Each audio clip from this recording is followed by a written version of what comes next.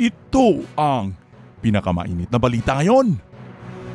Francis Leo Marcos, pinagtawanan lang ang basher na nagsabing makukulong na siya habang buhay. Napakalaking buko ito.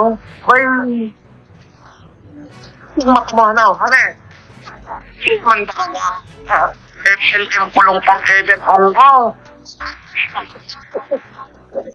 Wala talagang magawa ang mga basher ng nag-iisang FLM o Mr. Mayaman Challenge, Francis Leo Marcos, mga kababayan. Puro na lang paninira ang alam ng mga basher na ito. Pero hindi naman nagpaapekto itong si Francis Leo Marcos at agad itong namigay ng tulong at nagpasalamat sa mga nananatiling sumusuporta sa kanya.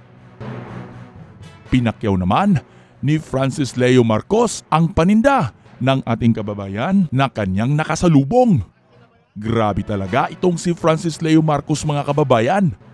Kahit binagyo na ng pagsubok ay hindi pa din tumitigil sa pagtulong sa ating mga kababayan.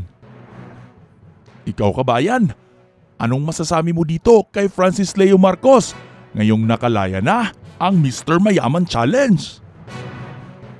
I-share mo ang opinion mo sa comment section.